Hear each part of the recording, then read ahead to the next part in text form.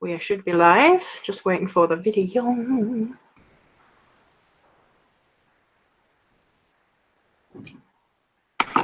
And there we go. We are live.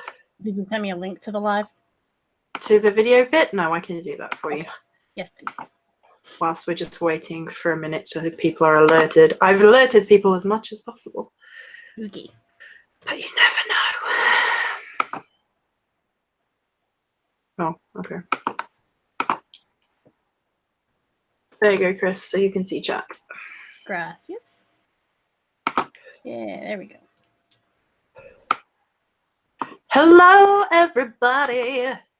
Are you ready? Because we're going to get real. I'm just giving everybody a minute, and then I'm going to be doing some ritualistic goodness right here. I'll be leading us in. Then I'm going to call in some dark goddess energy. We're going to do a little cleansing, a little stuff first. And then we're going to be chatting about whatever comes through. We're going to be channeling. We're going to be chatting. You can ask questions. That's fine. Thank you all for joining us. Hello and welcome to our Dark Goddess life with the Dark Goddess priestessing ritual. I don't have one good name for it right now, but that's what we're doing. So, firstly, I welcome everybody who's joining us. We are in ritual space. We've been preparing in ritual space. I've got my belladonna flying ointment on. I'm vibrating. I'm war. Says Chris. Chris is full on Valkyrie mode right now.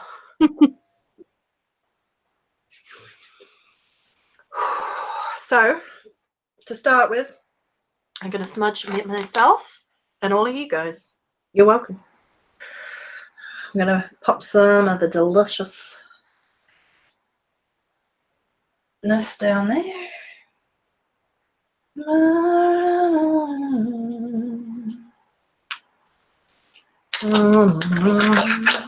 So I will be moving around. I will be picking things up and stuff just because I'm on the floor. But hope.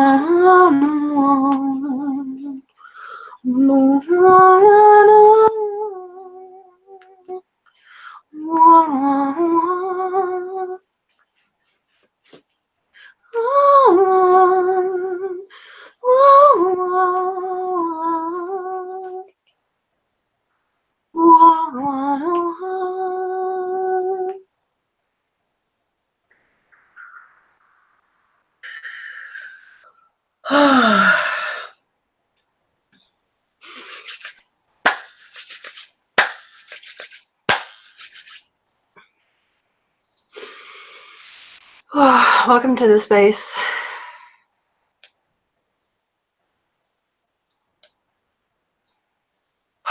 Of the Dark Goddess.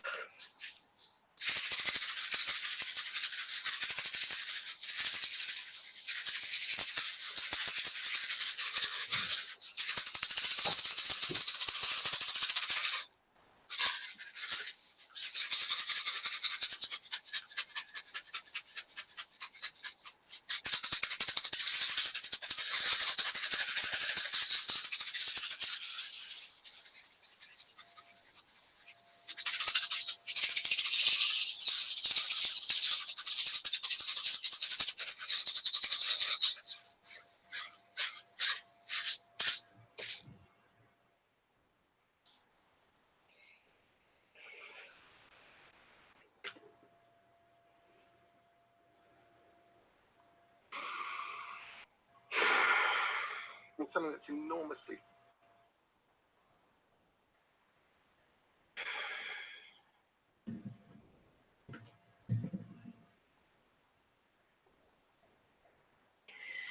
Calling the energies here present. I invite the ancestors who stand beside us to bear witness and stand with us and celebrate our joys, celebrate our tears in this dark goddess space.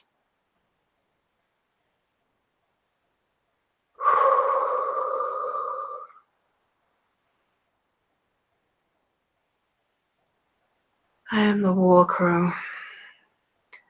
I am the death crow.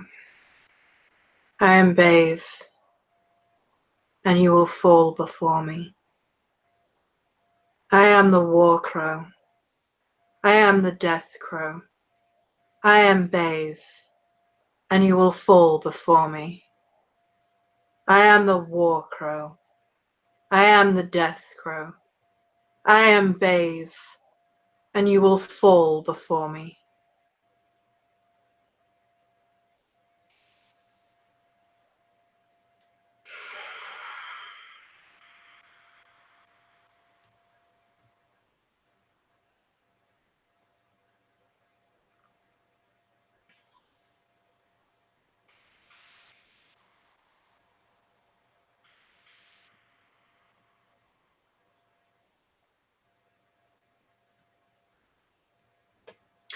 Welcome, everybody.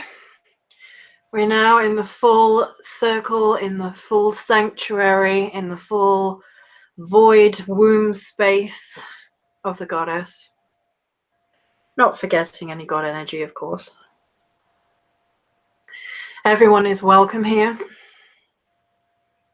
meeting in honor and respect and the purpose of shared learning, shared experience. All paths here are valid in shadow and light, for they are not separate.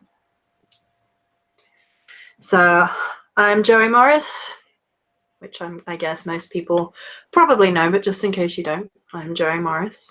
And my beautiful soul sister from another mister is Cris Ashburn. Hello, hello. How y'all doing? I probably silenced everybody now. I probably frightened everybody. They have chills and want your crow wing. Well, no, you can't have my crow wing. It's mine. But good, cool. It's what we like. I wanted to start this. Well, actually, no. Let's do it properly. I went into temple today, and I basically was shown to do this. I was shown to come into hold a ritual space and invite you guys in. We were going to be doing this video regardless, but I already had a feeling that I wanted to full war paint, and that kind of evolved. So you ran to get some props. Awesome. By all means, feel free to join in. Feel free to paint your faces. Feel free to light some incense. I am going to wait until the charcoal burns down a bit. I'm going to light some more incense behind that I bought specially for this today. Queen of the Dark. And we're feeling that energy. We're feeling that warrior dark goddess vibe. We're feeling in that mood. Good. Good. That's what I wanted for you guys. That's what I wanted for us, because I think it's really important sometimes to embrace ritual. Ritual does not always look like this. No. And I think it's very important that we mention that ritual does not always look like this.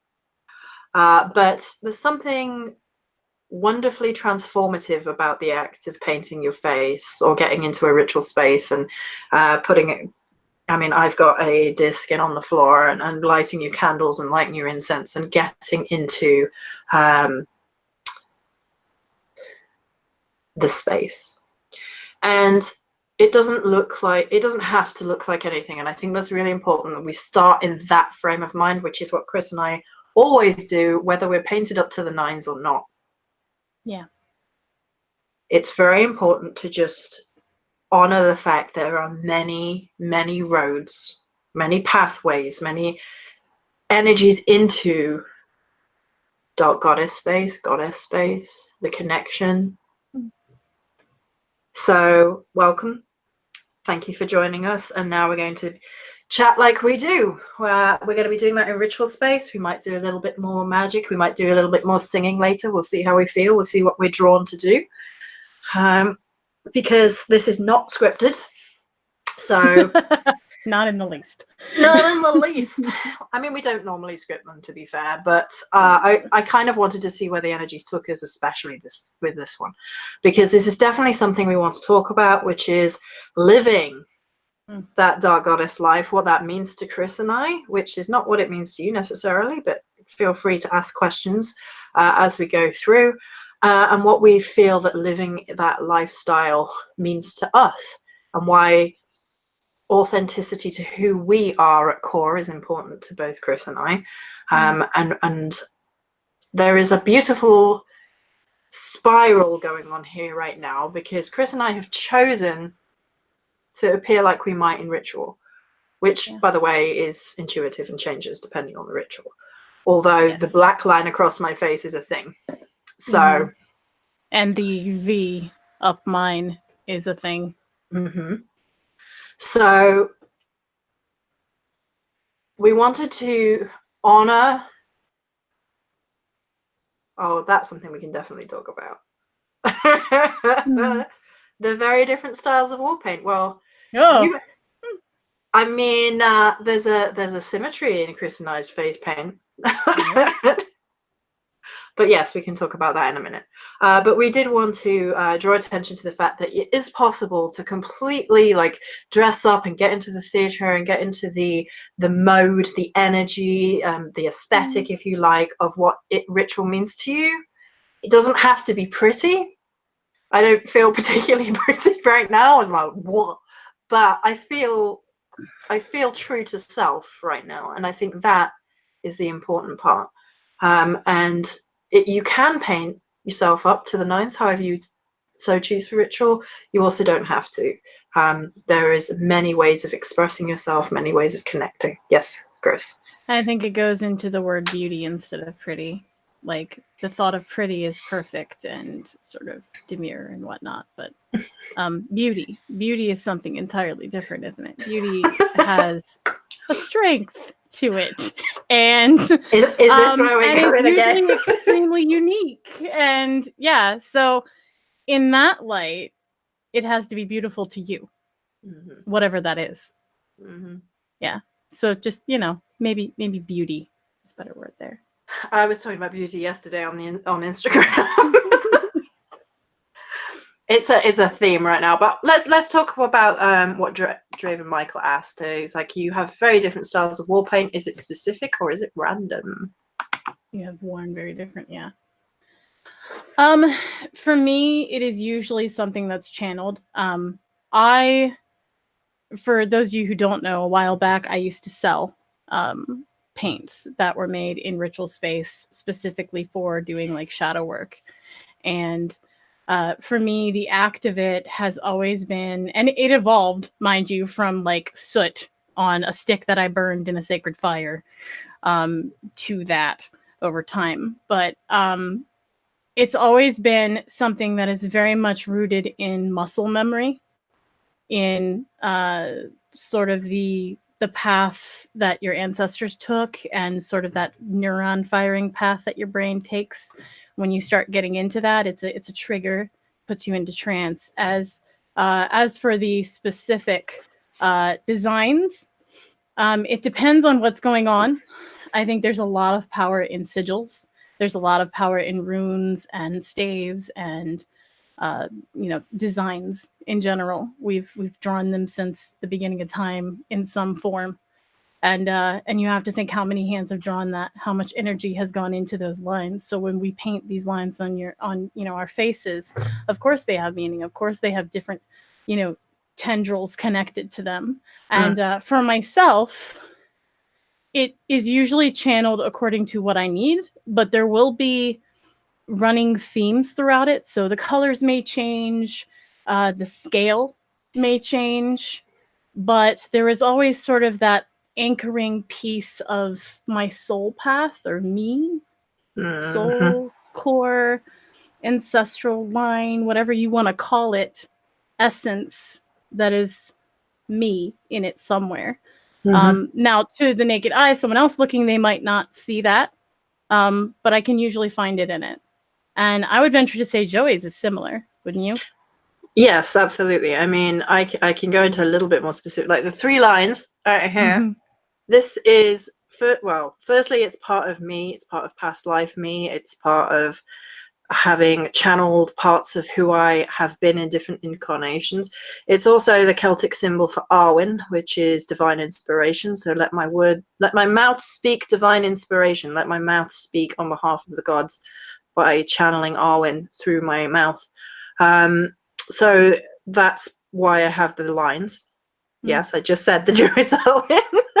Beat ya.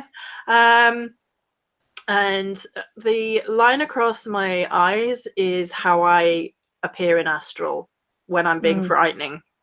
I can confirm that, just so you know. There's this interesting joint experience that Cris and I have under Dark Goddess energy with astral journey work. And it's something we're going to be talking about in more depth going forward. But look, everyone says, where's my beautiful? I'll cry. Fine, I'm sulking. Right. Joey is gorgeous. No, I'm kidding. You're always like warrior mother, like battle charge mode. Apparently you have a triquetra on you. So in the spaces in between, I could see that. Yeah, perhaps. I could see that. Well, that's another thing too, isn't it? Like, what do you guys see? Yeah. I'd be interested in that too. Yeah. Versus what we see. What do you guys see? I have like I feel like I have a crow like outstretched here. Anyway, the feet. The feet. So Cris, yeah, I basically have a crow flying over my face. But Cris and I have a shared journey experience that happens if we travel together, and we can do it really easily, like more easily than most people can do. And definitely, like we fell into it one day. Joey's mid-morph from human to raven. How did you know? I'll be tweeting off later. No. Snake bites, Joey.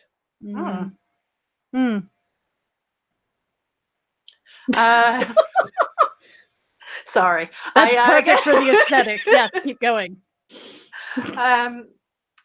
And not a lot of people can journey together as easily as Cris and I can, to the point where we can merge energy, which is unusual. And we feel it's like a soul tribe thing. If we want to simplify it down, there's a lot more reasons and a lot more like threads. That's not to say that others can't work with other people and that's not a thing. It's just there's something interesting that happens when we do a working together. I like how she says interesting. This is like understatement. It's interesting. Well, because like when it first happened, we were kind of like, what is all right then? And slowly more has sort of been explained to us over time. But her Awen has more meaning to her than just that. But also my V with the line is the mirror of hers flipped. Yeah. And we didn't realize that until a little bit more recently. Yeah. So basically, Cris and I have found that we often, in astral positioning with the dark goddesses, if you like, we stand opposite each other. So the fact that we realized that our face paints actually mirror one another was actually one of those moments. Like, yeah. So, and so. When I journey, when I journey, or when I travel astrally, I have a few different forms, like we all do. But one of them looks like this, basically, with wings and scythes and frighteningness. Yes. And the counterpart to hers is, because I see some people being like, I see a cat and I see a fox. Are you guys maybe looking for a wolf? I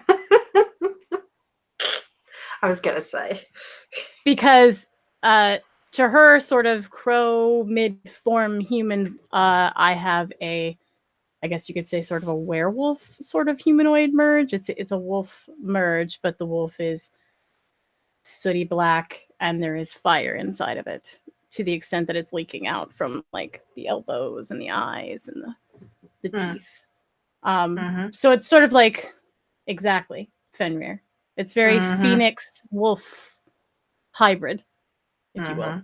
And these are things that were given to us, if you want to like merge into that, Virgo, since you're better at that part. I do want to just quickly point out before we talk about that Cris has ochre on her face and I have woad on mine. So within this is Celtic woad and Cris has ochre on her face. And so we can talk about that in a little bit. But the merging of energy forms, basically we went through a process of personal sacrifice into... When we don't were be sorry. Sorry. Don't be sorry, Cris. What you saw is what you saw. I was just putting the wolf out there. And when we were taken on astral journeys, we went through a process. Yes, I know. We went through a process of personal sacrifice, and amongst journeying, we both had to cut our own necks open. We both had very viscerally. Yeah, it was not a fluffy fluff journey at all, and I also cut my wrists. So the way that I perceived it to be, I had a scythe and I had to cut across. That's why I've got blood on my wrist, which is not blood; it's a tie. But across both wrists and across the throat, and I had to do it to myself, bleed into the field, and then become more. So there was like a self-sacrifice thing that happened. No fluffy bunny travel. It's not that we don't. It's not that we don't have lighter travels. We do. This one was not that. I am rather fluffy myself. I enjoy the fun lighter bits, but that's not what this is about. So, hello. And so we sacrificed, and we both underwent the same but different journey of sacrificing, of opening ourselves up to who we are, looking at wound spaces. And then it became like a circle, and Cris and I can support each other basically from opposite, and it's a crossover of an awful lot of spiritual ecosystem tendrils and threads going on. But when Cris and I merged, we had a joint cause at the time. So Fluffy in my war paint, and Cris is Fluffy in her war paint too. Technically, she's a wolf, so she is kind of fluffy. Just don't fuss her; it's bad. So when we had a joint cause and we were looking at that, and it was really important to us both, and we just kind of connected, and it was like, whoop, and we took on a like with the splat sound just for effect. Like, yeah. It was like spiritual Transformers or spiritual Power Rangers. That's what it was like. You know how when you get the amalgamation at the end of Power Rangers and they all click together and they become one overarching like crazy robot? It was like that in spectral spirit ethereal form, and there was like this very and it was like we could still sense where we were and where the other person were, but there was also like a joint consciousness. Yeah, we made Captain Planet. Yeah, that's what we did. He's our hero, and he's gonna bring pollution down to zero. Okay. That's right. Look, they had Gaia. All right. I'm just saying. Carry on. So this is us in a nutshell, isn't it? We come in with like Dark Goddess and Sirius, and then we start singing. Soul singing, and then Captain Planet. This is us in a nutshell. Yeah, that sounds about right. Oh, I love it. yeah, we made super robots. Yes. Oh, Twin powers activate. You know what's really funny? My husband and I will clink our wedding rings and be like, twin powers activate. Tink! And then like nothing happens. It's just kind of like pink. Oh, there. I don't have a husband to Yes. clink rings with, so I have to steal Chris's energy and shadow merge with her when Rob's not looking. Pink. Clink. I've got my Like crow. you like the paint? Yeah. Shrapnel. Shrapnel. Anyway. So yeah, so that's kind of what the merging kind of felt like and looked like. It wasn't really something we were expecting to happen either. So yeah, no. So quite often, yes, we had them at Captain Planet. Awesome. You never know what you're going to get when you come with us, I swear. It could be singing, it could be soul singing, it could be bringing the Dark Goddess in, it could be Captain Planet. Yeah, but you know what? All of it is rolling dice. Has its place. All of it has its place. Like, come on, of course it does. Who has ever done a ritual and then like, just something horrible happened and you just roll with it. You roll with it. Like you're like, I'm deep in trance and my hair's on fire or something like that. Like it just, or my cat walks across and now my cat's on fire. Like things happen. Right, Daisy, wherever you are, do not set yourself on fire. Don't get any ideas. Either of our cats. Stop. I'm gonna light some incense now because I bought this incense. Variety is the spice of life. Yes. And it's boobs and blood and death screams. And yeah, exactly. It's being able to roll with the shifts and the changes, isn't it? Oh yeah. Mm-hmm. And so the interesting thing about Dark Goddess life is things like that will happen, and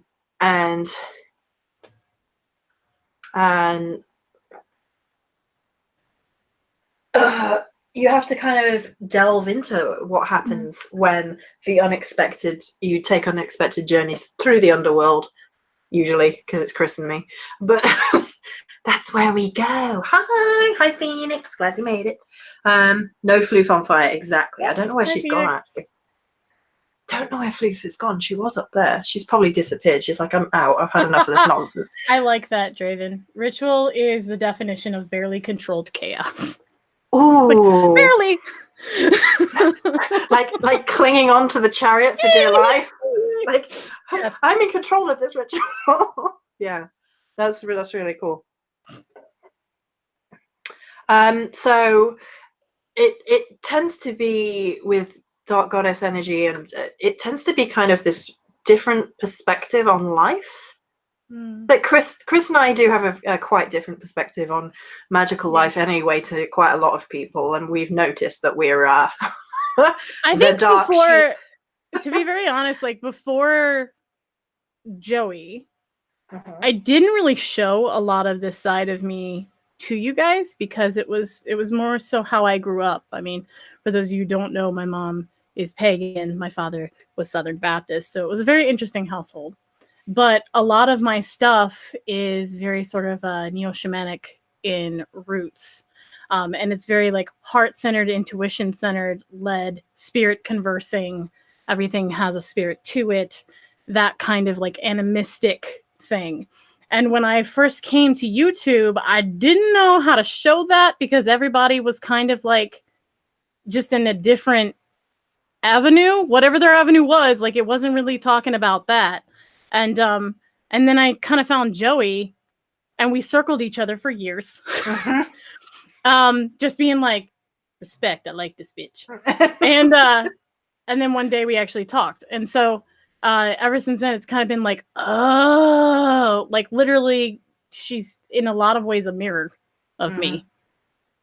Just like a different side of it. Yeah, absolutely. So that definitely comes in with journeying. Yeah. And it was honestly nice to find that in someone where it's like we don't have to explain, like we see the same shit. Yeah. To the point where we've shared the same like astral moment when we're pulling down a thread and we see the exact same thing. And sometimes we see it from the flip. But like I can take Cris to a place energetically and she can take me to a place energetically so easily. So easily. Which just further supports the whole we're all connected in different ways, and Mm. and like while we are one, we are all. Mm-hmm. Well, we're calling it, I think it's more like soul tribe, because it's not Mm. just going to be two people. We have a feeling about a couple of other people who are very, Yeah. very close to our energy matrix. So we feel like there's a tribe. But yeah, there you go. So that's been a very interesting part of Dark Goddess life. Realizing like you're not alone, even in your weirdness, WYRD-ness. Even in your idiosyncrasies, even in the strange little things that you do, that you're looking around in this pagan community and like, nobody seems to be doing this. It seems to be just me. You know. And through Dark Goddess energy, we came and realized, yeah, no. I don't think it's ever going to be a coven, because that's not where Cris and I are at. Like coven, collective consciousness, very possibly. There's definitely a dark goddess energy rising right now, and it's not just goddess, it is a dark deity rising, to be fair.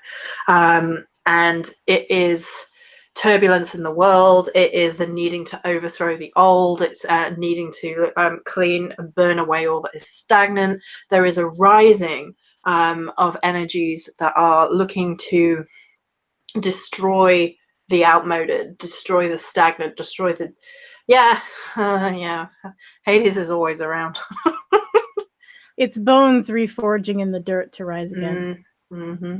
Yeah, it's taking that ashes, putting the ashes on our faces, quite literally, as we have both kind of done, and wearing it, wearing that honest, witchy, spiritual face. And it's really interesting because Cris and I both talk about masks, and a lot of people get on the whole masks are bad thing, masks take awesome.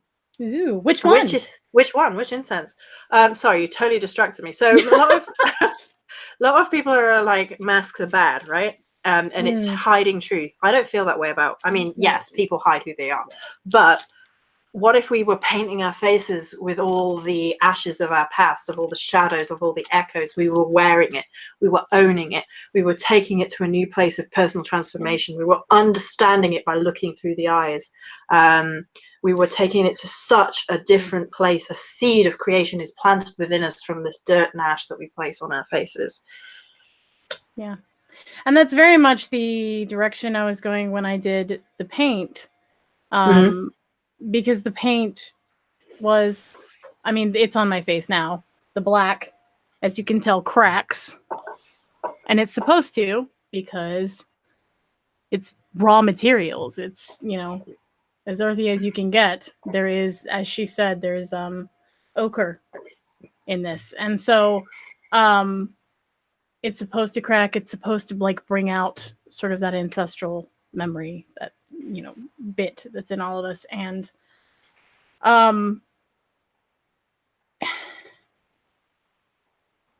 it's a symbol of sort of wearing bones and blood and ash on your face again.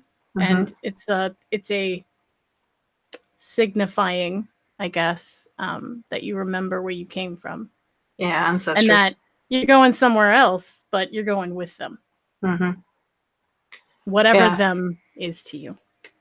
Because that's a whole other thing. We are definitely living in times where change is necessary and needed, and like, I feel like we're being shown the worst of humanity so we can strive to become better and like lead the way. And there's definitely this energy of, we need to stand up now.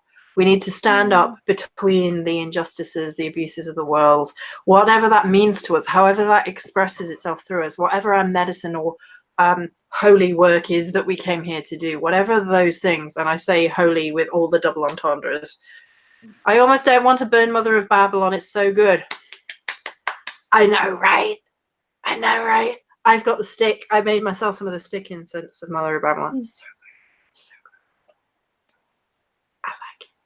Mother of Babylon is just like, right now as well. Because that's actually an energy that has been around with the dark goddesses right now, which is Lilith lessons, Babylon lessons. It's all about put aside your shame.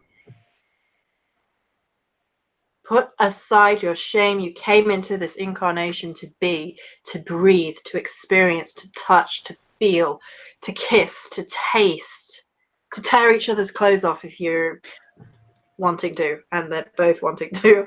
And there's that, be emboldened, be impassioned, be in that moment and feel that vibration, because your skin is not a sin. I'm channeling now. There's something that I told a client the other day, and it was the concept of fully dying. We say fully living, but flipping it on its head and sort of like accepting the change into it fully, like open arm, just rolling with it. And what you're talking about kind of reminds me of that conversation a little bit too. So that's something that Cris and I talk about, is the life energies and death energies are treated like they're like this. They're not. They're like this at all points. Life energies and death energies flow and weave into each other through the grand spiritual ecosystem at all points. You are living and dying with every breath you take. From your first breath to your last breath, you are living and dying at the same time. There is no separation. And death is treated with huge fear or sanitized and ignored. And it does feed into those energies, because as I was talking about those sex energies, basically, sex is also another form of surrender, vulnerability, and death. There's a reason the French call it le petit mort, the little death, because that is a moment of death. It's a moment of surrender, complete surrender. And there's something incredibly, keyword for the week, incredibly beautiful in that moment between two people who really truly love each other. Like a moment of pure surrender when you cause the person you love most in the world, you help them to that moment of unbridled passion and orgasm. That done right between two people who love each other, and that's, you know, that's a pure bond in the best sense. That's a moment of pure life, death, ecstasy, joy. It's ritual. And that's a good point, because that in of itself, the weaving of the people together, which we've touched on already with Cris and I weaving with the spiritual, but the weaving of people together in all forms is ritual in and of itself. You don't have to be painted up, lighting candles and things for that. That's ritual. So that's interesting that that's coming through, like the different kinds of ways of living dark goddess ritual. And that's honestly not just dark goddess, that's everything. But then again, nothing is separate. Yeah, we've definitely had entire videos talking about the whole like dark thing. So dark. Cris and I, just to reiterate, Cris and I both hate the idea of dark goddess, because they're not like polar. There's not this dichotomy of light and dark and good and evil. Everything flows into everything. You know, we've done whole videos on it, so I'm not going to go there again. Don't even. But we don't will get started. say. I won't, because it'll be more than 2 hours if we do that. It won't be good. I mean, obviously we use it. We accept that there is a needed terminology in some way to convey things to people when you're talking. I mean, thoughts are vicious, words are slippery, and whatnot, like that sort of line of thinking. So there's going to be things that we will use where we're like, well, technically, which is basically everything. But for the sake of like being clear and succinct. Simple, yeah. Simples. I will say, right, because Cris just mentioned like those who don't feel dark feeling left out of that goddess things. All gods have the ability to create and destroy. All of them. Right? They all have light aspects and dark aspects, if you want to term them as such. These are oversimplified terminologies that we little humans are applying to our understanding of big gods. So we funnel as much understanding as we are capable of grasping and we put it into terms that the human mind understands. So honestly, there's so much of deity that we don't understand. There's so much that's beyond our experience in the this physical incarnation. Must burn the incense. I love how Felix is having like a dilemma with self. I love this incense. Must I burn it? No. You know, I can always send you more. That's the thing about it. That's the thing about it. The Babylon incense is available on store for everybody because I was like, it's too good. It's the nicest one I've ever made, I think. Yeah. Well, anyway. And also the concept of shadow work and light work, because somebody spoke on that. Again, this goes into the dark thing that we were talking about, and like it kind of being, because like for Joey and I, and we've talked about this before, and there are other videos on it. Matter of fact, I think we made an entire video specifically on that. Oh yes, we did. But like for us, our shadow work is light. Yep. So, and whatever that freaking we live in the dark web spaces. of things is. So yeah, I mean, again, that runs together, and I think that you know, don't count yourself out of something just because the vocabulary isn't there. Because there's a piece of you in all of it. Oh yeah. Yeah, absolutely. And by light shadows, we actually talked about the fact of what light shadows were and what that meant, and like being seen is a light shadow. So if anyone's confused by what we mean by light shadow, being seen, being in the light, being burnt by the light, because Cris and I just naturally gravitate to underworld stuff like much more easily. Like, most people have trouble going down. Like, cloak. Yeah. You know, and like go hobble away in the dark. Yeah. Yeah. But you know, yeah, I am more at home. Actually, very often Joey's the one that drags me out of that, because of her like leading the front line fire energy that she has. Because I want to like sit by the fire and be like, but wait, there's more people coming. Let's talk to them. Wait for them to get here. And she's like, we have to go find them. Like, but they'll just come. It'll be fine. There's a middle ground between these two energies that happens. This is Fox and Wolf happening right here, because Wolf is like, I'm tired. I'm gonna stay by this fire. People are gonna come, and Fox is like, we need to go. We need to go. We need to go. We need to go. We need to go. We need to go. We need to go. And Wolf's like, I don't know about this. And Fox is like, come on. And that's how that happens. I just channeled a message about how everyone speaks of hell as being half. Am I seeing the fool? Wait. Do you want to? Seem to forget that she's half alive. Yeah. So. I'll let Cris deal with that. Again, one and the same. Like the idea that she's half and half. I mean, that's a whole other thing, because some people see it as half down one side, half like body, top, bottom, all of that. But I think it's more so an example of the dichotomy thing that we're talking about. Because when I've worked with hell, it started out being like, oh yeah, she's half and, you know, and half and da-da-da. But in true reality, she is whole. Yep. She's whole, and she speaks to wholeness, not to half, because half implies that you are incomplete. She is as she meant to be, just as you are. So to think it's half and half, that's that death, life being two things thing. She's whole. And that's why she can greet babies in the same breath as those who are not very savory. Yeah. Well, I will say as well that Cris and I will be talking about hell for the next 2 months on the podcast. If you guys want to join us over there on the What the Flux podcast, we're going to be going into messages from hell, deep and personal and up close and high auntie hell and bone deep. So we're going to be talking about hell in a lot more depth coming up. Yes. Where did you get your paints? Well, Cris made her paints. Yeah. Sorry. And I'm in the UK, so I don't know that it would help you.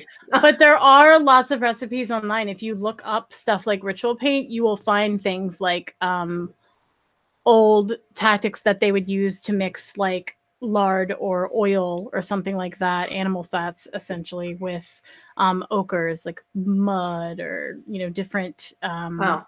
Was pigments. the ochre the one I sent you? Is that the ochre you have on? It's a mixture of that and my blood one. Mm-hmm. So and that's what this is, this color. Mm-hmm.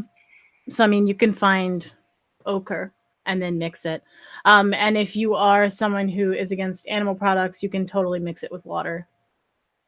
It works too. Yeah, you can get raw woad as well, like powdered woad. It's not cheap, but you can get woad. So,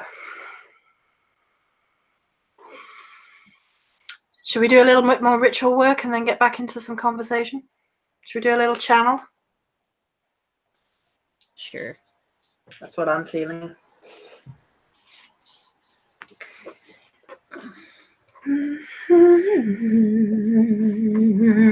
So something we do quite a bit of is voice work. So I'm going to do. Oh, the camera is going to. Okay, camera. Was it too much energy? Stop talking.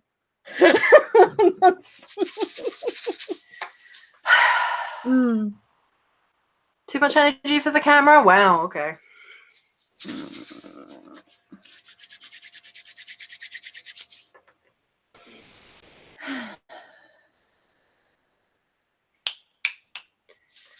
Oh, camera. Best cat. Oh, look, a little bit of black on my hand. There you go. You're welcome.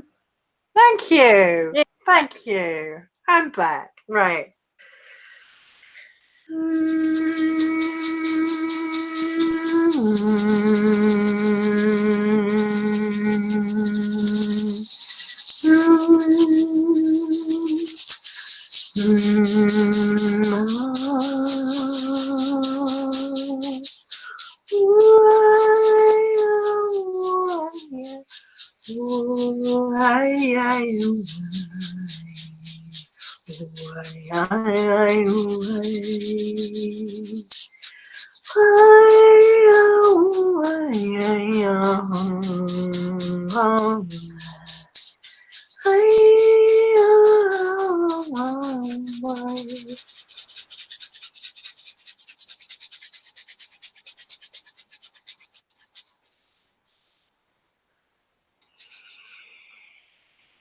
Ooh, black water.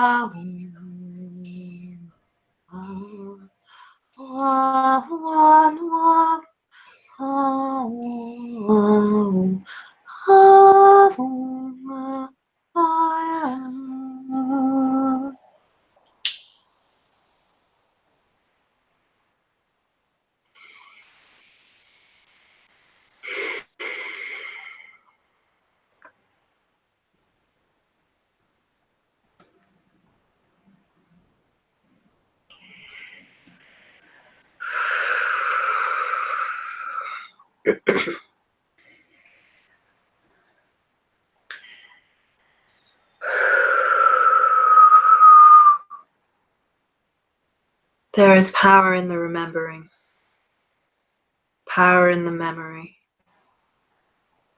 As you go from sea to black salted sea, step deep, step long into the remembering. who you are, who you have always been. Step long and deep into the memory. Sit at the font of my wisdom. Drink deep. And know.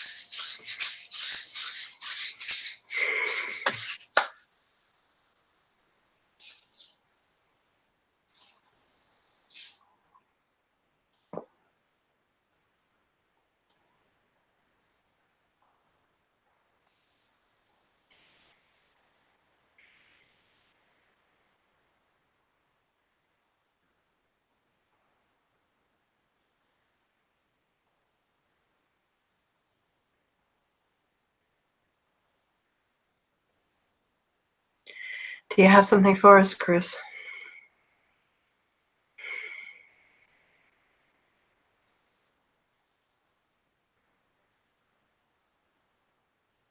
Being shown things instead of words. Okay.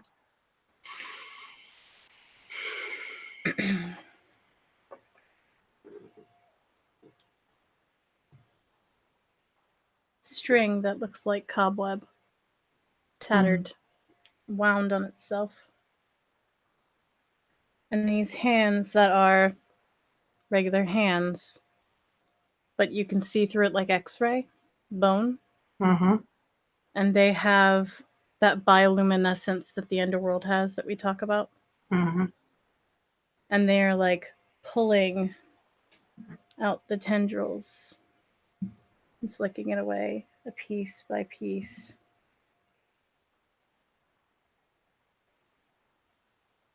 And when they touch them, like the bioluminescence of their hand, that like slightly teal tinted white, when they touch the string, lights the whole thing up like a surge.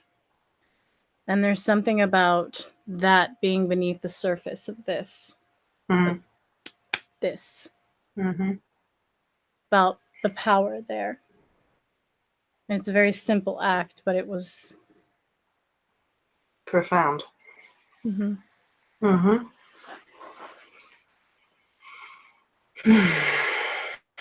So I don't know if that's for someone specifically, but I saw dark water and there was the taste of salt in the throat. The thread rose up from the water. Okay. So we're seeing There other was sides sort of it. Surface, and then, yeah. Okay.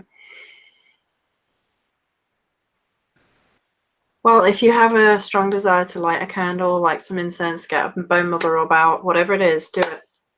Because we are on purpose using our unique connection to project this energy to you guys. That's what we're doing right now. That's what's happening. If you didn't know, I'm largely projective. Cris is largely receptive. There is some crossover, obviously, because everybody is both, like we already said. But this is why I brought it in, because I'm projective. So that's why I started it. So it's projecting out. So if you have a desperate urge to do something, please do, because that's spirit calling you. That's your intuition. That's your connection. Or share something as well. Yeah, if you can by all means. You see or pick up or hear or any of that, feel welcome to share because perhaps someone needs it. Yep. And often messages come in strange ways. You had to you had to swim in deep black water. Yeah, well, there is a theme about black water happening right now. Yeah. Well, and that's also a hell thing, too. It is. Auntie Hell is definitely... Hi, Auntie Hell. Ow, she's ow, a fan. Mm-hmm. Don't think I didn't feel every bone in my hand. Yeah.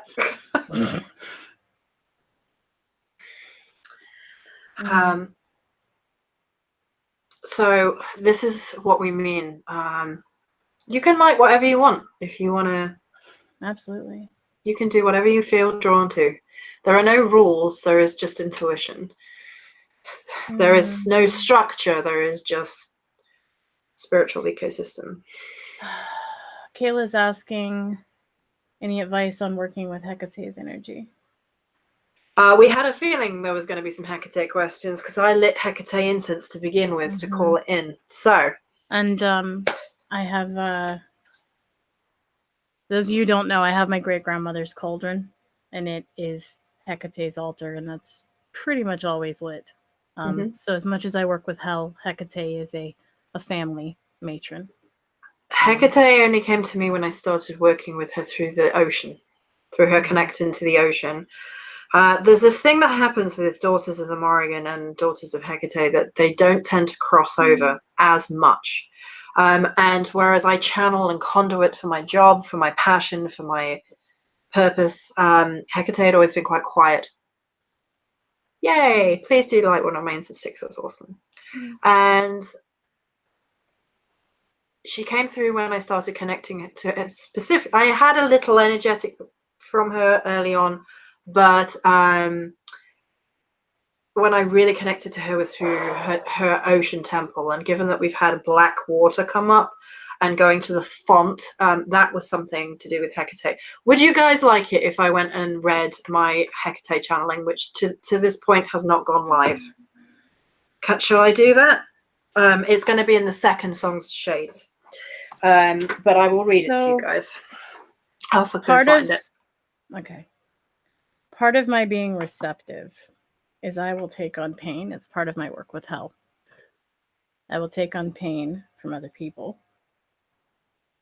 So, and this could be spirit, this could be someone else, so I'm going to say it to clarify.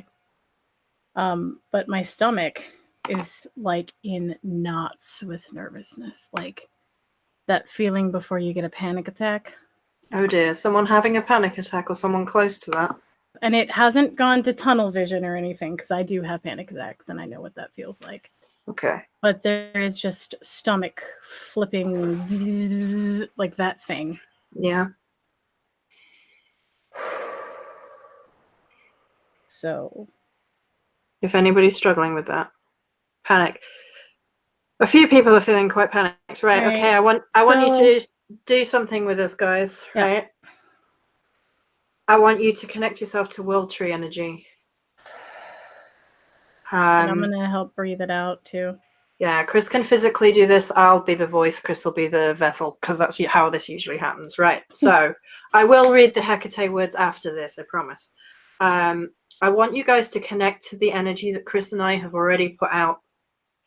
Cris and I have already sent tendrils from the other world, from the underworld, from the spiritual ecosystem out into the world. But these are threads that are around you and you can hold. Some of them might be bioluminescent blue, green, turquoise. You might see gold. Gold is another possibility. You might see a fuchsia pink. These are all threads. These are all the same strands. So you can just take that energetic thread and I want you to pull it down and hold it at heart space. And I want you to put your closed fist holding that thread over your heart space and just allow it to connect into you and feel connected to the spiritual ecosystem. And then I want you to breathe in that energy. Breathe it in. Feel it surge. Feel your body feel a little bit more energetic, a little bit more light, a little bit more energy starting to surge, and feel that anxiousness a little as it starts to vibrate and shake, and then I want you to push down. That energy will flow through you, through your legs, out to your feet, down through the roots of your soul, into the spiritual ecosystem, back to the Yirsil. And the life tree, the life binder, the energy, the connectionness will take that energy and give you energy. And you are one and whole and safe.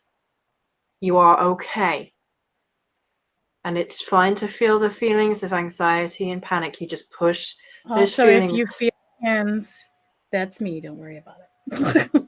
Yeah, Cris is doing work right now. I'm doing work too, but mine tends to be voice work. So just push that nervousness, that too much energy, that live wire of exhaustion, and just push it down your roots into the spiritual ecosystem. Your ancestors are around you, guiding you. There are 1,000 upon 1,000 hands resting on your shoulders and on your back, keeping you safe, keeping you protected. You are not alone. You are one with us and the spiritual ecosystem and your great line of 1,000 upon 1,000 showing up for you. It's important that you know that there is an army not only behind you, but within you.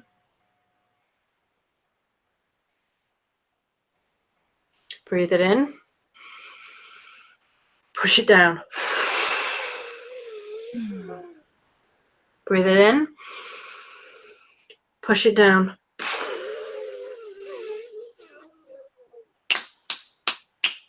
Breathe it in. Push it down. And one more big one. Breathe it in. Push it down.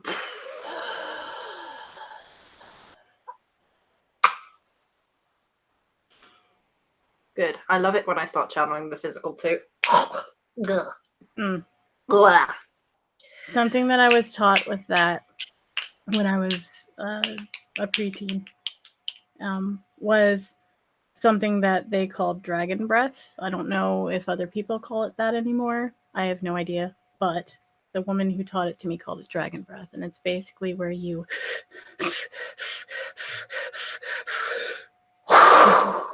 and you push it all out at once. Mm-hmm. And you do it a few times, and that'll get it right out. If anybody who still has any little bit remaining, can you just close your eyes for me right now? I'm going to do a little more of this. This really helped me today, so I'm bringing it in today. So.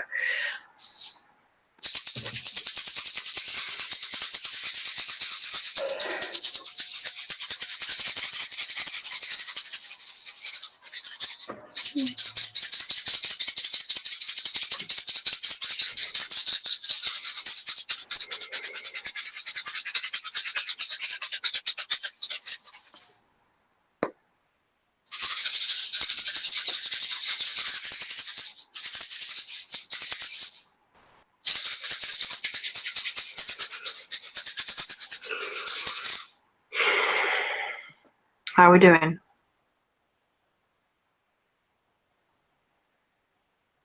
No, you tap.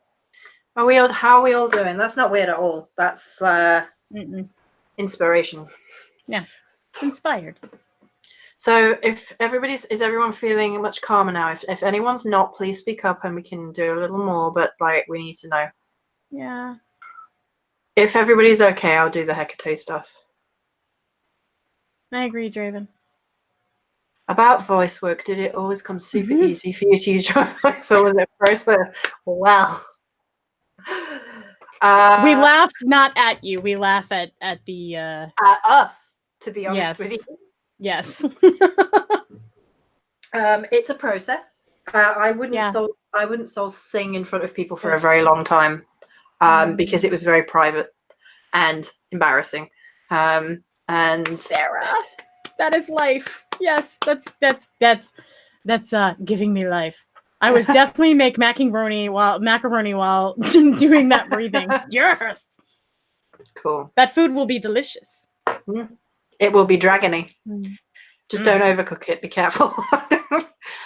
So yeah, it's an ongoing process. It's very difficult for both Cris and I because it's like we said, it's light shadows. It's being seen. Yes. Yeah. So yeah. I'm going to read the Hecate thing now because I think if we get into that, we're going to talk about that for a while. So if it's all right with you, I'm just going to read and honor the Hecate thing because the Hecate thing was before this, and I just want to honor her and before we move on. So I'm going to read to you guys. This will be in Songs of Shades 2. This has not been publicly shared before, and this is how Hecate came through. So I'm just going to center myself in her energy for a second. Hang on, because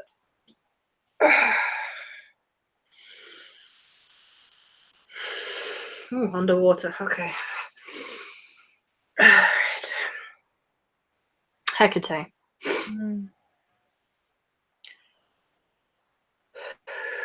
I am at the base of the font of all oracles.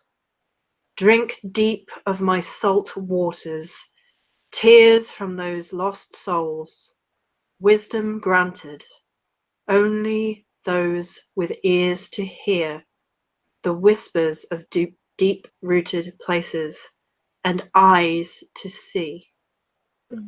A witch's spit in the wind, curse not at darkness, without it there can be no light.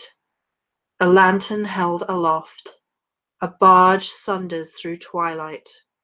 Drink deep of my eyes, endless pools of star-spun void, ancient in knowing. Possess not, these gnarled old branches lay low beneath me, creaky like old bones renewing, a softly spoken chanty that reminds tales of folk, of gods and men and monsters, one and the same in the end. Cross over. Stand at the liminal point, arms stretched raised, a foot in each realm. Drink deep of me, the witch's spit at the base, font of all things, wise in the cracking and the crackling. Come home by light and ocean's breath, in the shade of night, in the heart of witches. There I am.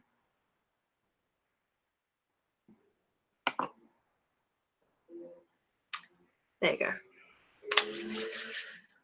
Praise be to Hecate, Queen of the Witches. Thank you for joining us in this ritual space.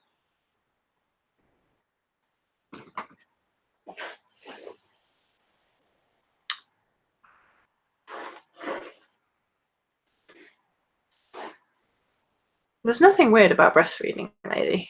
Don't ever be ashamed of that. You were just in a crystal shop and a book with Babe's rituals, and now I'm here. You okay over there, Cris? You with us? You're unmuted. Yes, I'm muted. Hi, Okay. Krista. Let's see. So I saw some stuff being said while you were reading that. I gotta find it again. Well, someone asked you if you've been to New Orleans. Yes, but I think there was something even before that. Well, I didn't see before that. I was reading. Hubby felt you heavy breathing. Lunar says she's still a tiny bit uneasy, but strong. Okay, well, we can do a little more if you like. That's not a problem. That's kind of what we're doing tonight. Okay. We're doing ritual work. And no, I have not been to New Orleans. I haven't. But, I mean, I personally would want to go, like, to the natural spots. I probably wouldn't really be very interested in a lot of, like, the hot spots that perhaps a lot of witches would normally go to. Like, yeah, I usually like the forgotten kind of like parks, or like this wooded area over here, or you know what I mean, like that kind of thing. You're not too late. We've still got the best part of an hour, so you're probably here for the bit you need, and you can always watch back the rest later. And I would also like to answer the voice thing.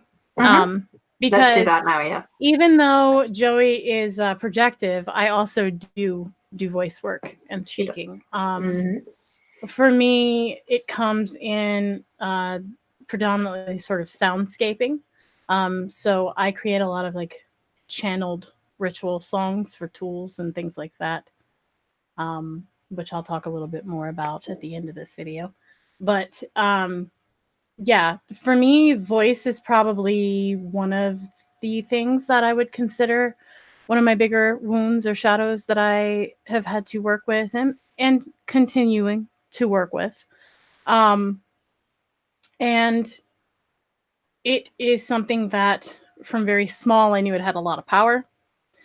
And because of that, it would sort of be taken from me or subdued. And I was very young and didn't understand that that was really other people's things, not my own.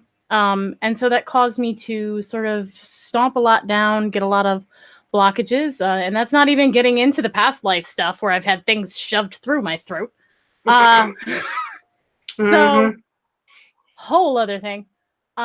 So yes, there has definitely been a journey in terms of my voice. And for those of you who don't know, I do something called Hell Speak, which is basically taking on the energy of hell, and then that's where the channeled songs come from. And it's a combination of things. Sometimes it's more of a singing, sometimes it's more of a whispering. It fluctuates. That's the nature of the beast, right?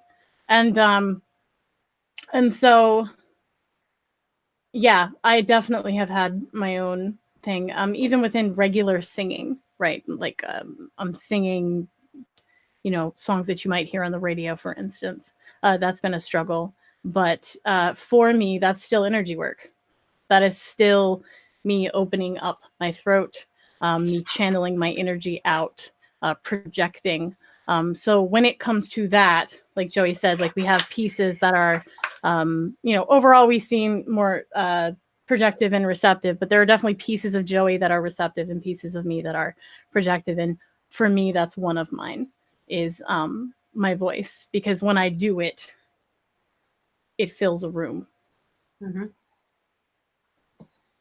And it's not like I can't be receptive. That's the other thing. No, I can feel people's energy, yeah, really strongly quite sometimes, and I will feel what people are feeling quite, you know, if I can connect to things for people. So, but yeah. So voice is definitely a journey for both Cris and I under the Dark Goddess that has come into priestessing, if you like. Yes. Draven, yes, I absolutely do still use Smule. Smule has been a great help in getting through that and sort of opening up and owning my own voice. As a matter of fact, I don't know if anyone likes metal, but I did just do I was in a competition recently, and I did a cover of Iron Maiden's The Ripper. And that's pinned to the top of my Smule account if you want to check that out. This seems like a good point to say Cris Ashburn has also made a voice song work of Life and Death, which is now available on chrisashburn.com. Yeah, so it's called the Threshold Bundle Songs of Hellspeak, and you can find it on chrisashburn.com, which is CRIS, no H, not a K. And it is 2 songs, both are 11 minutes and 45 seconds. That numerology was on purpose, and it is 6 layers. Which will have more meaning at a later date. But it is essentially for Dark Goddess energies. And it was using Hellspeak, channeling that, and just layered over itself and kind of merged, tweaked a little bit. But each one is a death song that speaks to sort of saying goodbye and letting go, mourning. And the other one is a song of creation. It is the bonfire spark of ancestors breathing into life, a new being, a new thing, whatever that is for you, whether it is a new way of living for you or something that you would like to bring into your life. And there is even this sort of literal birth, labor, pain thing to it, this rhythmic feeling in it. And then next to that is also a PDF. That's why it's a bundle, that has 5 elements. And it is sort of a death and rebirth aspect of each element on ceremonial activities that you could do or combine or do your own of to create your own death rite. And from that, rebirth rite, because one and the same. Mm-hmm. So that's up on there right now if you guys are interested. Is the Hecate paint or dye in my hair? At the very root it is, but this is actually my hair. This is not the paint. That's dye. That's normal hair dye. Yes, that's hair dye. So in the next 15 minutes or so, it's going to start being question time. So if you guys have any burning questions or anything that you want us to talk about, with my camera going fuzzy for no good reason. Thank you, camera. I haven't even moved. Like, get your questions ready. Get your questions ready. But I did want to talk a little bit more about the voice work, if that's okay, because I think it comes into something else that happens too. So both Cris and I have, both from our own shadows and from other people, had like this shaming thing about our voice that has happened. And for me, it's people telling me to shut up about issues that are difficult or painful and traumatic, because nobody wants to hear that, and that makes me a shadow poker. Yeah, and you know, you're a victim and you're a professional victim and me. And I'm like, as long as there are people out there who need to hear my voice and need to hear the words that I'm saying, I will not fucking shut up. And even if they weren't, I would not shut up. So there are always going to be people who try and silence your voice, your message, because they're afraid of it, because they're afraid of change, they're afraid of people being empowered, they're afraid of it. Sometimes they're afraid of women being empowered, sometimes it's afraid of spiritual people being empowered. It's a whole lot of fear and a no lot of good, to be honest. And so my truest thought on this is, when somebody tells you to shut up about something that matters to you, talk more, speak more, stand more in that truth, because the world needs more people who care, more people who are passionate, not less. And the people that are like the dinosaurs who need to die out, who keep harping on about, you know, you need to shut up and blah, blah, blah. No. I think the key is to find what that passion is too. Like, oh yeah. Because otherwise we're just all just shouting to shout. And there's passion that's part of that. What are you so passionate about that, and to take one out of the Wisdom Keeper's deck, which I am obsessed with, what is the thing that you love enough that if a door closes and it gets in your way, like, what are you going to do anyway? What is that thing? Because that's the passion. The thing that you will push through for. Find that, and you'll never shut up. Yep. I would love it if you could talk more about black water. Do you want to start with that? Because it's primarily a hell thing. It is also a Hecate thing. Yeah. Well, and it also goes into void fluid, which goes into Valkyrie stuff and all kinds of things. I will first say that we definitely did an entire theme on this on the What the Flux podcast that Joey and I did, literally called Black Waters. And there's a public podcast where we're talking about it. We release one at the beginning of every month on the first Tuesday. And so that's available on SoundCloud if you look up What the Flux podcast. But beyond that, we also have a membership through that, which released a journey and all kinds of challenges and keywords and etc. Mini meditations. Yeah. Yes. So so if you're interested in looking even more into that, that is available to the public, and then more of that content is also available via the membership. But Black Waters to me is the amniotic fluid. It's dark mother holding you. It is your subconscious. It is those emotions that you keep under, that you I think a lot of people, for them, it's the unknown. It's the thing that they're afraid of drowning in. Mm-hmm. And they have to sort of, at least for Hell with me, she asks you to willingly surrender into it, to learn that her message to me was you don't have lungs like them.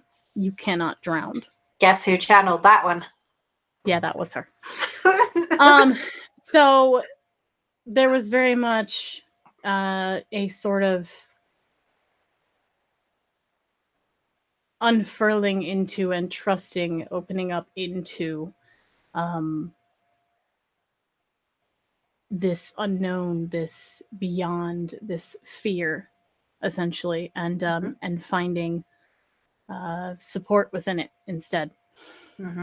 And that's womb too, and that's why I draw that, because to me it's the space we all started in. No matter who you are. I'll take the next question if you like from Cris, because past lives is something that I connect to so easily. I've taken Cris to past life stuff, which is how we know she died through a spear through the neck. Viscerally. Thanks for bringing that one up. I felt it first. I felt it first. Thank you very much. It wasn't even my death. Right. So I have no knowledge of any past lives except that it's likely I was a blacksmith at some point. Beyond that, I have no insight. Do you have any advice for connecting with past lives? So I can tell you how I do it, which may or may not help you. But I can tell you how and what happens to me. So it happens to me in two ways. Sometimes I'll just get a flash, especially if I'm connecting to somebody. I'll get a flash of them in a past life, and it's just a second, but it's like a poof. And I'm like, oh, okay, right. That's imprinted in my memory now. Great, thanks. So this is the same sort of energy work that I do when I'm conduiting in reverse. So when you're connecting to your own energy, it's basically you have to know where you're hooked into the spiritual ecosystem and visualize that as if it was in one place, because that's easier for the human mind, right? So go from the back of the head, go from the heart, whatever you want, but travel. And it's usually the thing that when you're in that trance space you feel the strongest. Like it's one of your first symbols that, it's like, a tug. If spirit is near and you get that, like, woo, like whatever that is, wherever it is, that's probably the link. It's also the first place you're likely to get sick.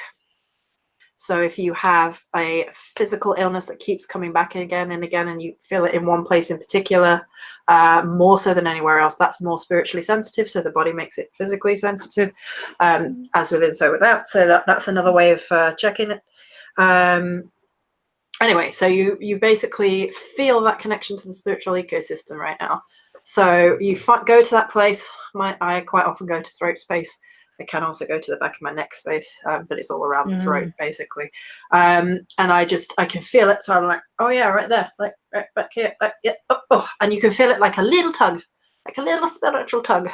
And basically you're looking to exchange energy. You're looking to like hook into the spiritual ecosystem and it's not an exact science.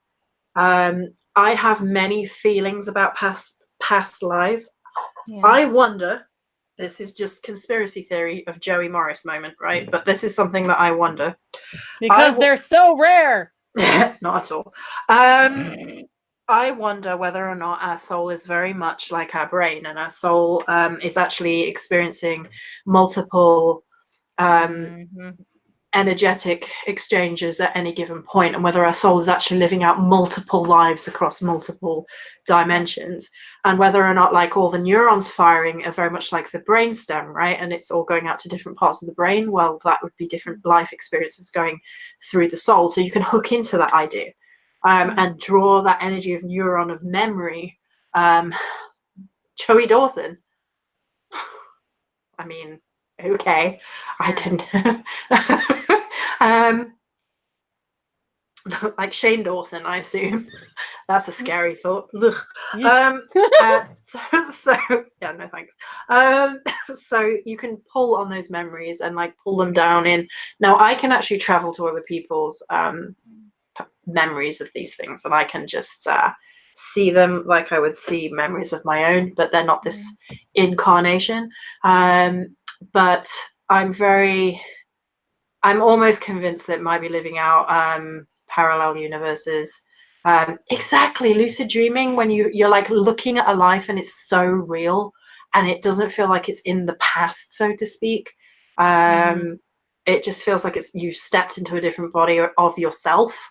That happens to me all the time with connecting to past life stuff. And so we've talked about time in the podcast as well. We don't feel it's linear.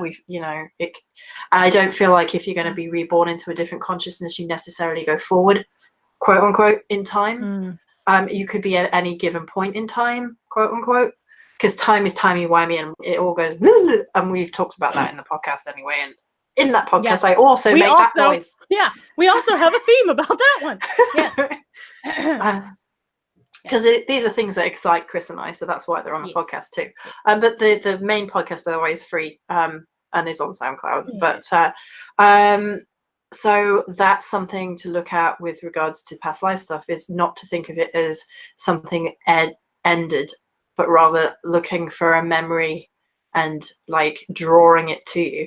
I think attraction to you is much easier than like trying to outwardly seek as well. So trying to draw the energy in of the past life. So I can do that. And I think that also depends on how you work. Because yes, I did say that's how I do it. yeah. Because for me, I can sit in front of a mirror and unglaze my eyes and I'll see them. Shh, don't tell anyone. Sorry. They're telling everyone I'm a Whovian. Don't tell my secrets. Don't tell my secrets. She's a Whovian. Anyway, yes. So for me, the way that I've seen it in combination with just the random flashes that Joey talked about happening, is I will set in front of like my hell mirror that's dedicated behind me. And I will just stare into it. And when I was little, I started doing that and I didn't know what I was doing really. I just knew that I was supposed to sit in front of the mirror and do this. And that's when I saw the old woman that's one of my lives, I like to call her. And she slowly morphed into all these others. And then I started learning more and I got better at like feeling it out and feeling, if you will, what happened there. So for me, staring in a mirror, because if you look into your own eyes, it's all there. Fire gazing would be amazing for that, because that's how ancestors used to sit and tell stories. Cris can go on about that energy for a while. So yes, fire gazing as a way to connect to past lives. Absolutely. Yeah, that would work really well. Well, and that's a whole other thing. That's something that's been coming up a lot lately. So I will say this: when you look into a fire, you look into all fires. You look into the great council fire that the grandmothers sing around, the grandmothers of all. Yep. All tribal fires, all council fires, all witches' flames, all hearths connect. So when you stare into that, you stare into time itself. Yep. Which means you also stare into you. Yes. Oh, you did come back. All right. I came back. Which is something Cris and I have been quietly talking behind the scenes a lot in depth about, like seeing the all of something within the drop of something. So like you are not you are the ocean. You're not an ocean in the drop. No, you're not the drop in the ocean. You are the ocean in a drop, and then you can connect to the whole. But there's something There's something very primordial about fire. There's something very primal about it. It's my big love. I love fire so much. When I was younger, I think my number one favorite memory is gathering around like a bonfire or a hearth fire at someone's home, because my mother did a lot of gathering of women, which is basically like full moon, new moon gatherings. And people of all different paths would come together and we would drum and trance. And the light at the center was always there. And that was how we journeyed. We journeyed through fire. We journeyed through hearths, through hearts, out into the rest of the world, and we put our intentions out there, or we sought those who needed help, or and helped however we could, without imposing, obviously. And so for me, one of my favorite memories is sitting around a campfire, or a bonfire in like the backyard, and a sacred fire, because all fire is sacred. And don't even get me started on that. And and oh yeah, and just kind of being in that moment, the crackling. I think, and I spoke earlier of that's how the paint started for me. Is I started to take like a wooden dowel that you would use to kind of move the fire logs, and draw runes in the coals and scry. And after a while, I started to trance out, and one of those times I took the soot on the end and drew Hagalas down my face, and after that it was on. So fire can be extremely centering, extremely humbling, extremely empowering simultaneously. It can extend and ground, and I think that we sometimes overlook that. Create and destroy. Yeah. Yeah. The spark in us all. And you wanna connect with Hecate. If the water doesn't work, honey, that will. That will. Torchbearer. Fire. I love fire. Straight in. You can call me a pyro if you like, but I just love it. I love everything about its energy. I love that's the magic that I prefer. Yeah. I love it. I love it. So we're at the half an hour mark, so feel free to ask all the questions within reason that that you would like answered, even if they're a little bit out there now. So even if they're a little bit more off topic, feel free, for the last half an hour, and then we're going to close down. I will say that I am thinking that I'm going to do some Dark Goddess work like this with you guys once a month. It may, Cris is invited to do it, so she's going to see how she feels. But either I or both of us, or a mixture of those two, will be doing some kind of Dark Goddess work each month, live for you guys. So sometimes that might involve some healing, so I might invite people in and be like, we might do some Dark Goddess shadow work, we might do some Dark Goddess ritual work, we might just sit in Dark Goddess and channel. But I think it would be nice to do that every month, maybe around the dark moon phase, just before the new moon, maybe. Each month. It may not be tied to the moon. It might be. I don't know. I haven't fully thought about that yet. Because part of me likes that idea, and part of me is like, it's not fluxy enough. It needs to be. Well, it needs to be. We could fuck with it hell style, because a lot of people probably don't know this, but for me, hell is the half mark. Yeah, that's a good idea. That's a good idea. We could do that. It's liminal. Yeah. Yeah. Do either of you have an opinion of using deities from more than one pantheon? I mean, I'm literally talking about hell and Hecate simultaneously. So, yeah. Okay. So this is how I feel about it, right? This is how I feel about it. Firstly, ancient cultures merged, and they traveled a whole lot more than we think about them doing, or whether we realize they traveled the world. And honestly, deity is so far beyond human comprehension anyway, that trying to fit them in the matchbox of what culture they belong to in ancient times, bleh. Like, to be honest with you, I'm an evolutionist when it comes to spirituality. I believe in the evolution of spirit, of deity, of gods and goddesses. I think they want to be, those energies want to be worked with. They want to communicate. The spirits want to be heard. Why would they keep themselves on a small peninsular level? Like, I'm not going over that border. No. Like, come on. Like, every archetype that we give deity, every restriction that we give deity is humans imposing human will on deity. And I understand people wanting their gods to be honored and not treated like, pick and mix. I understand when people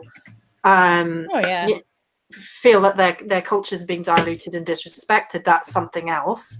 But like, when you're coming to something with reverence and honoring it in your own space, and you're not necessarily making it's not you're not telling the whole world, it's just private within your own sphere, then do what you want. as long as you're doing it with love and respect, I think. Yeah, well, and here's the thing too, is like, how about you just ask them?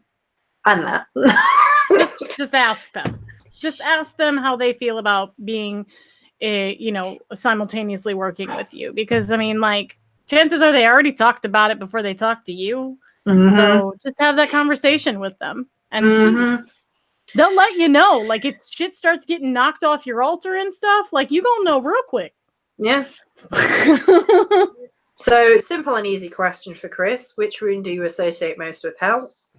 Oh, so I think, first of all, I will say before I answer this, I think that it also depends on each person and their lessons within what she brings to them and how they work with her, what their serving under her is.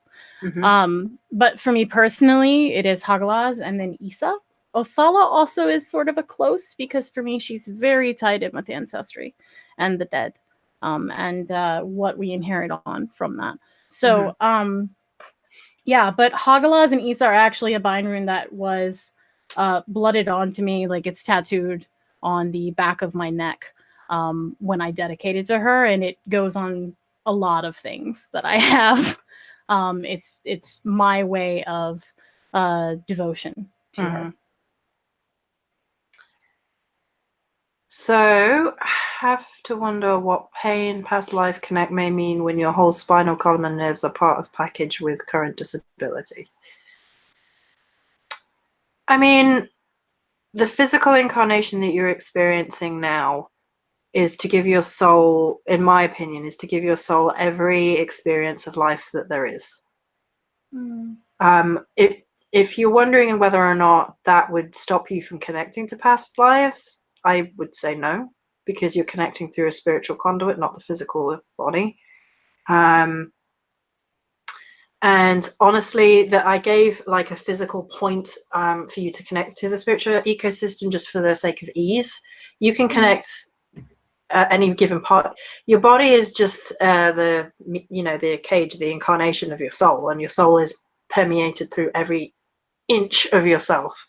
So you can connect to the spiritual ecosystem as easily as blinking once you practiced. So I hope that answers that. Did you want to add anything to that, Cris? No, I mean that pretty much that concur. Okay. Has a deity or spirit come to you that you didn't expect at all? Hades. Aggressively.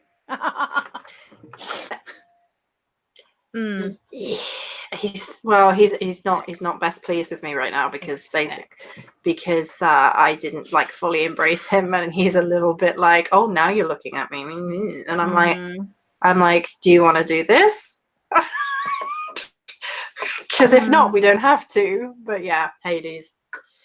I feel like for me it was Dionysus. There was a period of time, and you can see it on my YouTube. It's like way back in the day because I've been on here for a while.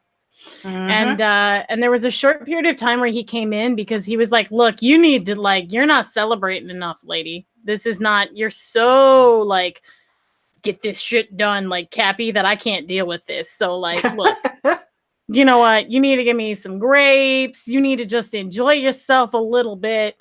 And he came in for a period of time and I was kind of like side-eyeing it, like, what the fuck is happening right now? So that was definitely one. And then I would say when I was younger, the Egyptian pantheon spoke to me a lot, and I don't have a whole lot of communication with them, I will say, firsthand nowadays. But yeah, very heavily, and it was kind of out of nowhere. And looking back now and looking at the rest of it, I see that like it makes sense because I was pulled to Horus, which has sort of a duality aspect to him, and Persephone. Persephone and Horus were both like the first ones that I worked with, and it was because both of them had this, two-side thing. And now working with Hell, it makes so much sense. But at the time, I was just trying to find my way, and they helped me with that. Yeah. Has there ever been a spell or type of communication with spirits or gods that has gone awry?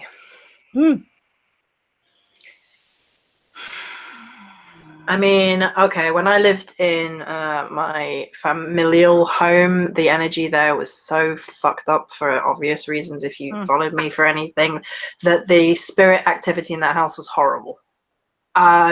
And it meant that I closed down my ability to speak to spirits hardcore because that energy was horrible.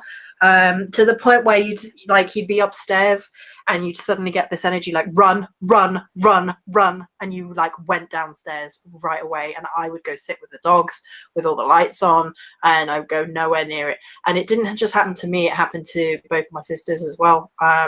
So there's that. And since I got away from that horrible environment, there's been one or two experiences which have been a bit unpleasant, but you kind of learn to protect yourself because of these experiences, and then you learn to call your ancestors in, like Cris has taught me how to do, and connect with them, which helps massively. And honestly, like, I'm sitting here trying to think of a time, and I'm like, I mean, I can remember when things happened to other people around me, but not me. And I think that's probably because, and my mother tells people this, like, I've always been very surrounded by ancestors. Like, I remember talking to them, being like 3, and just talking to them like out loud, just. And I couldn't see them. I remember that, but I knew they were there. I could feel them. Like, I used to ask them which dress to wear. So I think that's part of it for me, is that they sort of form my protective circle. And I've just always had a really close bond with them. But there were definitely times where in workings with other people, like, other people haven't necessarily protected themselves or something. And then I've had to kind of come in and be like, okay, let's just there. I've had to perform exorcisms before. Well, the pagan version. Hell was very handy with that. She's particularly good at banishing things really well. But yeah.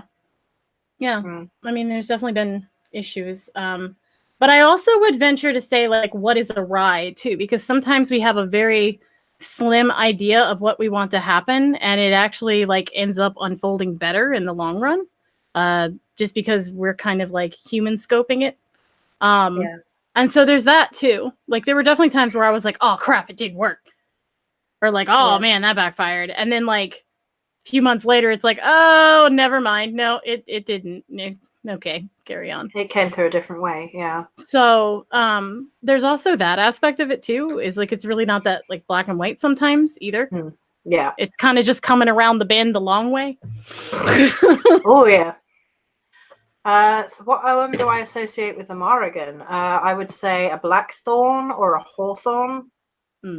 Very much so. Like the thorns of life, that would be Morrigan. Like, you're gonna bleed, but you'll get much more spiritual in the process. Like, you're gonna sacrifice, but you'll find out why. You'll be more yourself than ever. So definitely a hawthorn or a blackthorn, guatha or a strafe. Yeah. How do you wait? Where are we? Are we on that one yet? 53 Shades? No, I just answered the Owen one. The Owen. Okay. So yeah, so we're on this one now. How do you go about developing working in the astral? I know Draven mentioned it takes a while to develop. Is it something worth developing if it doesn't come naturally? Oh yeah. Whoa. We just got like a ton of things all at once. Yeah. Yay. Okay. It's definitely worth developing. I think obviously astral work is a huge part of spirituality and witchcraft. Depending on, I mean, there's multiple ways to use it, of course. Well, and there's multiple ways to see it too. Yeah. Like, I would first define like what you think of when you think of working astrally. Like, what is that to you? Yeah. Because for some people, they have like a very specific idea of what it is, and that might not even be the way that they work in the astral. But yeah, go ahead. Okay, so yeah, that's definitely worth developing for certain. how would you develop anything practice? Yeah. You have to get comfortable in how you connect to the astral and what that looks like. So it might be worth listening to some people on YouTube. It might be worth doing some reading around the subject. It might be worth learning some techniques and seeing which ones come more easily to you if you're very, very new and very beginnery. But there is also basically just trying and seeing what you feel, seeing what you experience, seeing how your energy moves, seeing what that looks like to you, and trusting your instincts. Because there's this a very narrow way that's taught, and I think you have to basically find your own way. And you could be using tools as well. Tools can help you in the beginning, especially like crystals are fantastic for helping you if you struggle with it, or drumming. Rattle. There's sort of like something that's repetitive to keep your body physically occupied while you do it. That's a thing that you can do. It is a form of trance. It's how a lot of people induce trance. And I mean, that could be dancing. I know some people who do it with knitting. Whatever is like that autopilot thing where you can just do that and it gives your body something to do while you just go away.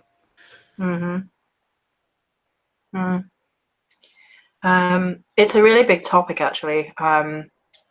We could probably talk about it for hours, and I'd rather we didn't, because we're in the last 15 minutes. So maybe we'll look at that in an upcoming one, in an upcoming video or an upcoming chat or something. Yeah. All right. Is there a tree you associate with hell? You? Yeah. You. The you. The ash is like in and out, but it's sort of like the masculine, like Odin side of her, because I see them as sort of mirrors sometimes in different ways. So yeah, I would say probably the you. Yeah, just the energies of it kind of reflect that to me. And then I had something. Where was it? Exorcism the pagan way, wondering what kind of entities that would be, and yeah. I mean, why do they have to be good, bad, evil, demon, whatever? Like, for that situation that I'm thinking of, it was there to challenge her. It was part of her growth. It was part of my growth. And yeah, it served its purpose.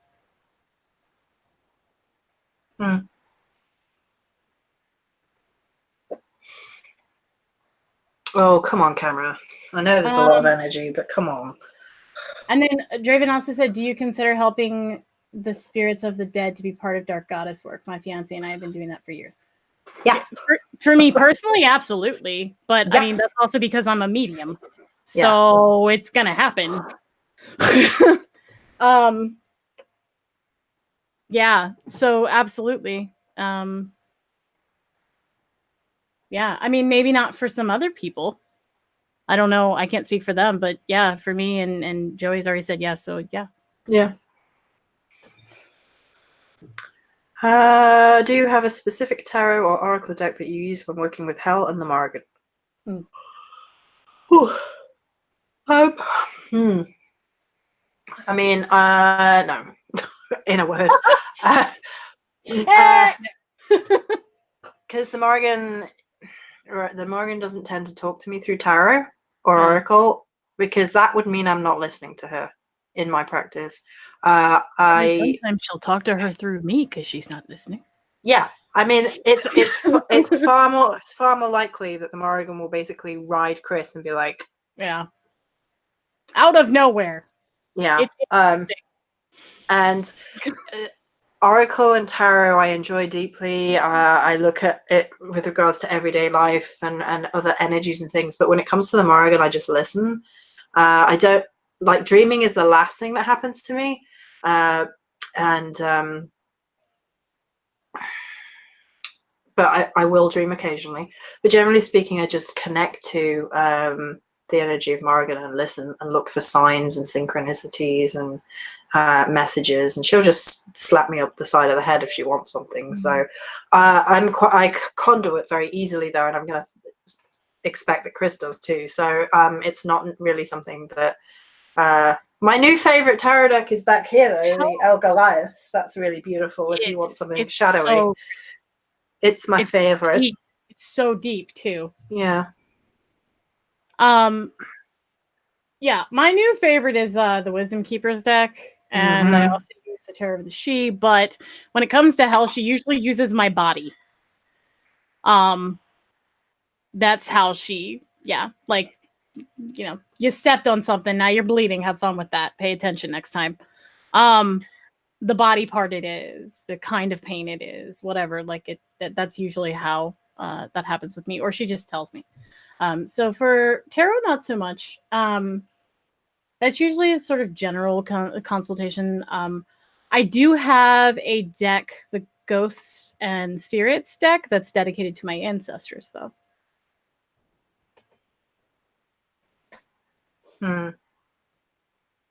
Cool. Would you consider Persephone a dark goddess? It's hard to tell. She's chthonic, but not dark, maybe? Well, we're getting into the very, very dangerous... very, very dangerous area of stepping on your iPad and it making noises at you. Apologies. Yes. We're getting into the very... oh, come on, camera. You're the most expensive camera on the market. Work. Ooh. God, grief. Too much energy. Too much energy. Come on. Thank you. Right. So yes, so we are getting into the area of trying to define things very specifically, which Cris and I don't really do. And the beginning of this, we did say, you know, dark is not really something that we like to label anything, because it's too simplistic, and there is light and dark within all shades of everything. So yes, no, maybe so. I don't know. What do you think?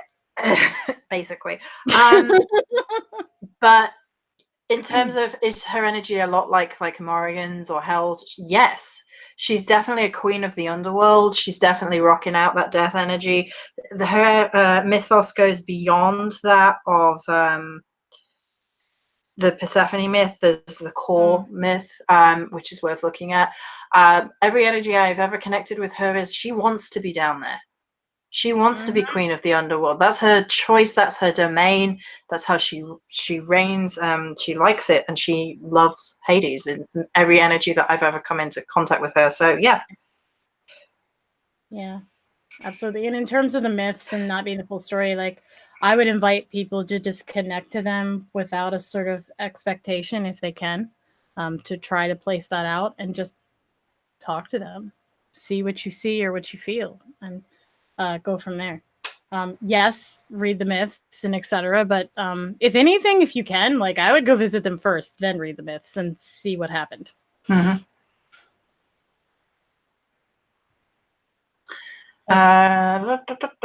Is it the next one? What do you fear in the world of the occult? So, yes. Do you want to go first? What do you fear, Cris?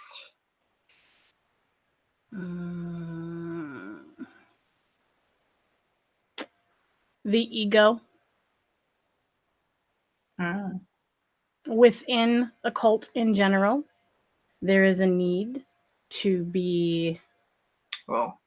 yeah, that one. To be fed in terms of being seen, in terms of replacing the feeling of powerlessness with power derived from other people, not yourself.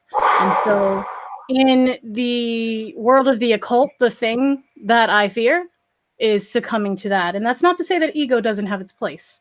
It does. But there's a balance. Yeah, I think what I fear most in the world of the occult is the limelight being shed on people who use the occult to abuse other people. Because it does irreparable harm to people out in the world. It does irreparable harm to Jennifer, I'm working with the El Goliath tarot deck. Yes. I have a video about it on this channel if you want to check it out after. El Goliath is just it's the best thing that's happened to tarot in my lifetime. Anyway, so I love it. I love it. So that's what I fear most in the world of the occult, that the people who are out to abuse other people are going to have more of a voice.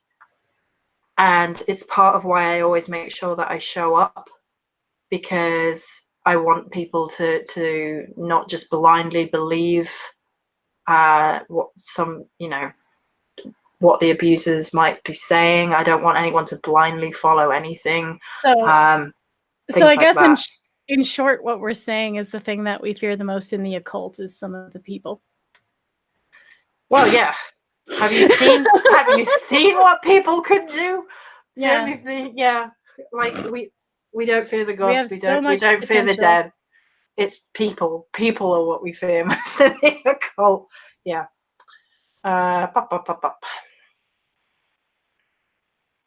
Is there any specific crystal or stone you recommend for working with the Morrigan? Well, garnet, obsidian, any of the black crystals really, but obsidian's probably my favorite. Bloodstone. And you didn't ask, but I will say for anyone looking to work with hell, for me it's snowflake obsidian and it is smoky quartz. Specifically smoky quartz for me. Have you ever had a deity conceal their identity from you? If so, why do you think they do that? Yeah, the Morrigan. Like every dark goddess ever. Because if you're not up to the tests, you're not going to be working with them. That's why. Every time. I think, well, and I don't even think it's dark goddesses. I think in general, when a divine whatever the fuck comes to you, the whole point is to make it this riddle so that your mind has to figure it out, so it's more poignant to you, so it's more powerful. The idea of having to solve this puzzle, you've spent more time, more work into it, so when you find it out, you're paying attention. And I think that's really why they do it, is like, hello, pay attention. Because if they just said some stuff, like how often had they just kind of said, oh, and da-da-da, and here's a nice bird for you to catch that meeting on, and you're just like, do-do-do-do-do. And they're just like, catch me outside, bird. Hello. Like nothing. So they have to kind of build it. Oh yeah, I went there. So you have to kind of they have to kind of build it. Catch me outside, bird. Okay. Catch me outside, bird. How about that? Anyway.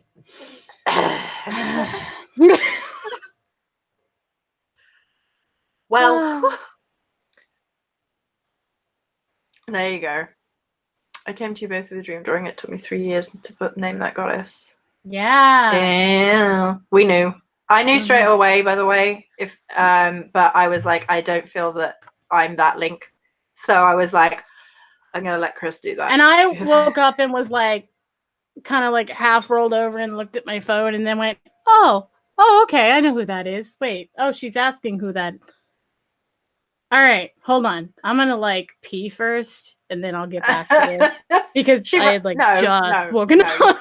You rang me. I also got a hold of you too, because I was like, "Are you waiting for me to answer her? Like, are you?" And she's like, "Yeah." I'm like, okay. Yeah.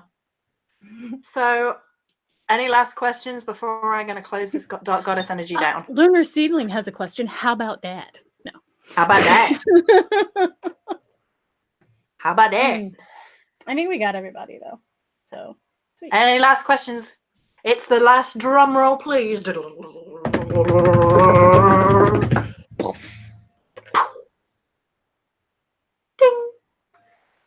Ding. Pew, whip. Like when you're going down the pipe in Mario. Yeah. Anyway. Yeah. Whip. Captain, is there any deity you'd like to work with? Oh. I mean, I can connect to most deity. So I'm not sure. I don't work like that, to be honest with you. I don't go like, I want to do this today. I tend to flow where the energies take me.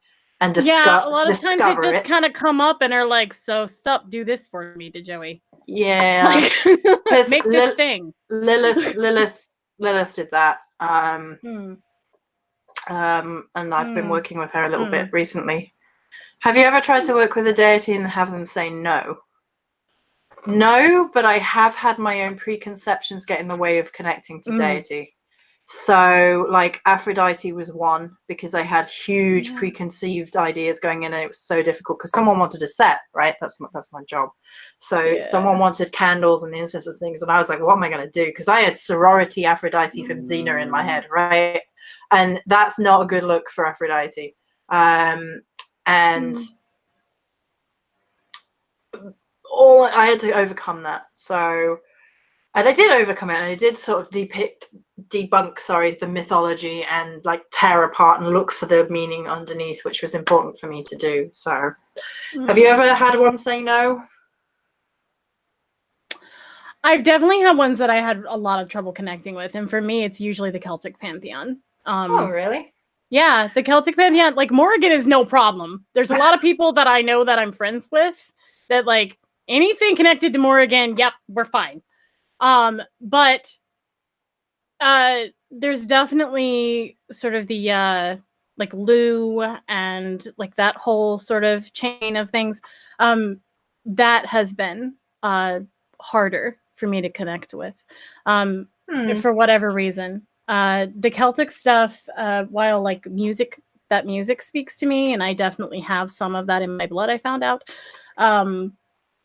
It just because I mean I was even in a British hereditary coven for a period of time, and in that they worked with a lot of like Gaul oriented gods and goddesses, and even within that I had a lot of trouble working with them because it wasn't for me, I guess. Lady of the Lake, Nimue, or Nimu, or however you want to say her name. She came up, she greeted me, and I worked with her in that. She was the one who stepped forward. But for a long time, I was like, I don't know if I'm supposed to be here because none of them are talking to me. Yeah.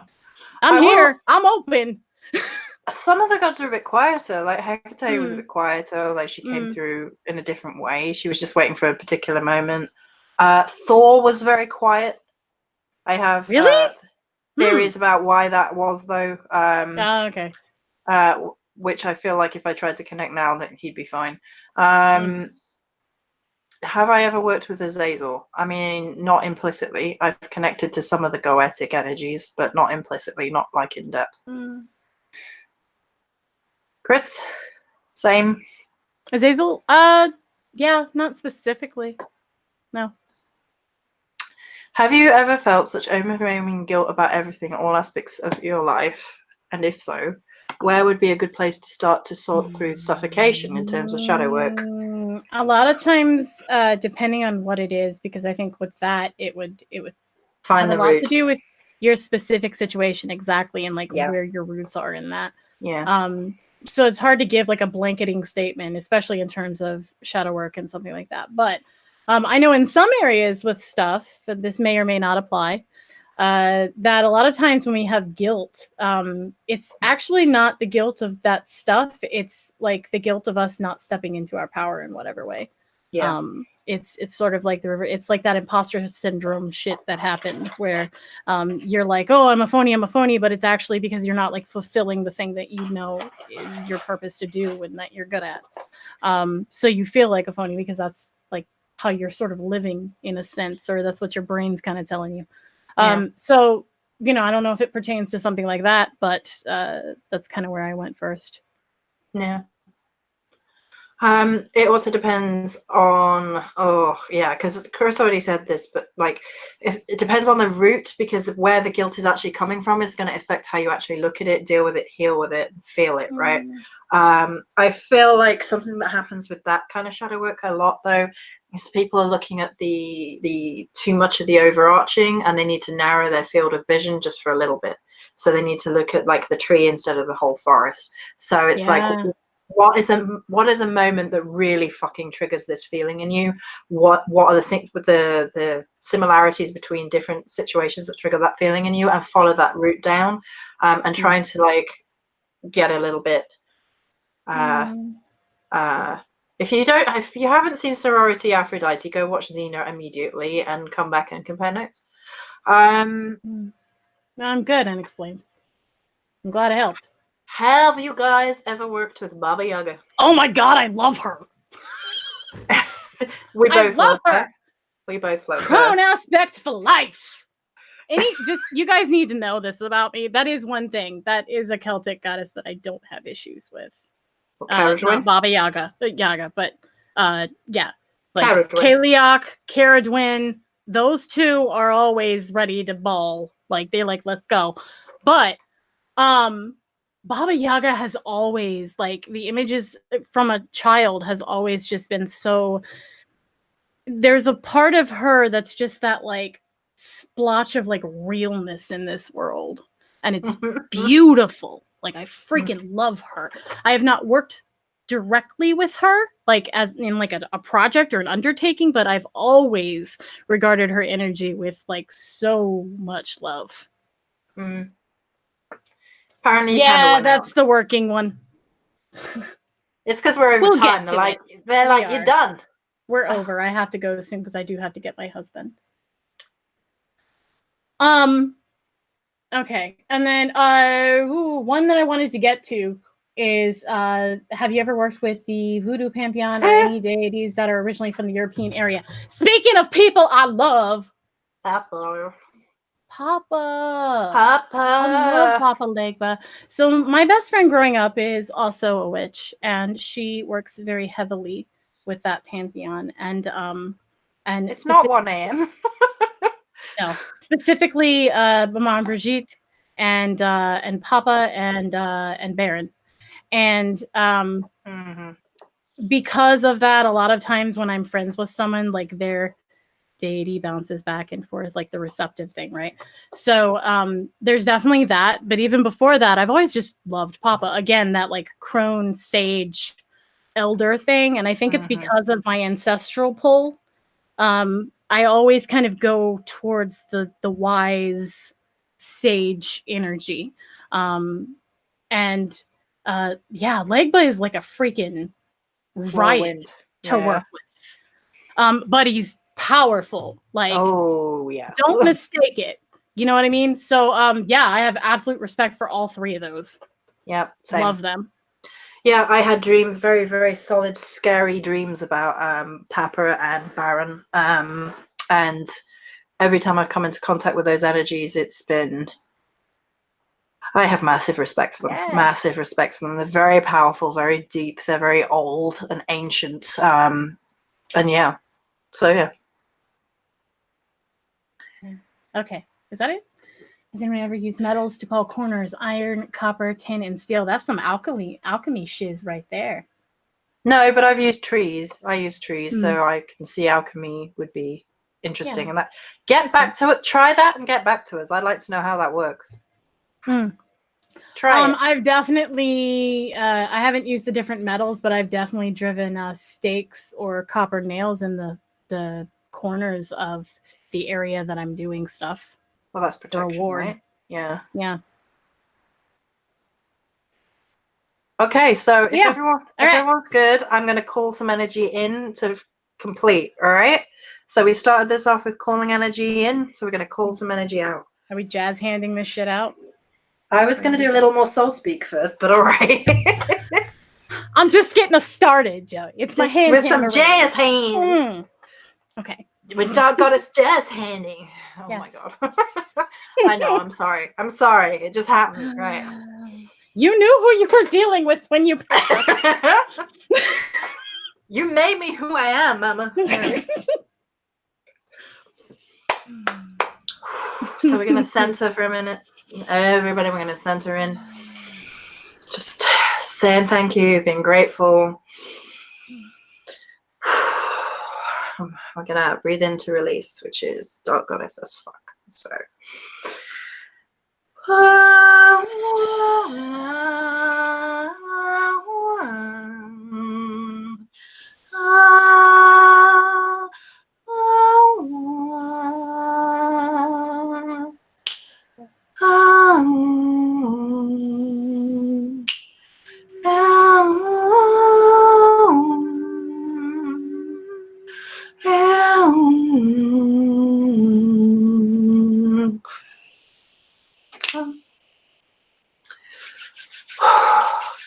Everybody jazz hands. We got a jazz hand out.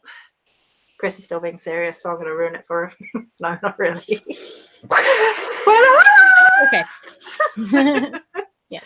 Everybody jazz hands out. We got jazz hands. But actually, Woo! I'm joking, but at the same time, this is an energetic thing. You can shake energy out. Shake, shake, shake. Just shake your booty. Comb it through, comb it through, and shake it out. Shake your booty.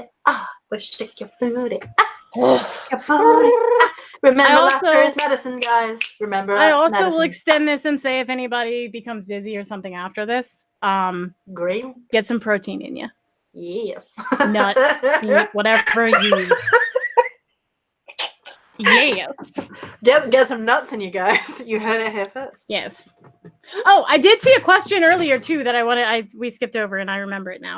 Is what dark goddess was present during this? And I'm like, all of them. All of them. Like whatever. We call to dark goddess in general, but obviously like Hell, Morrigan, etc.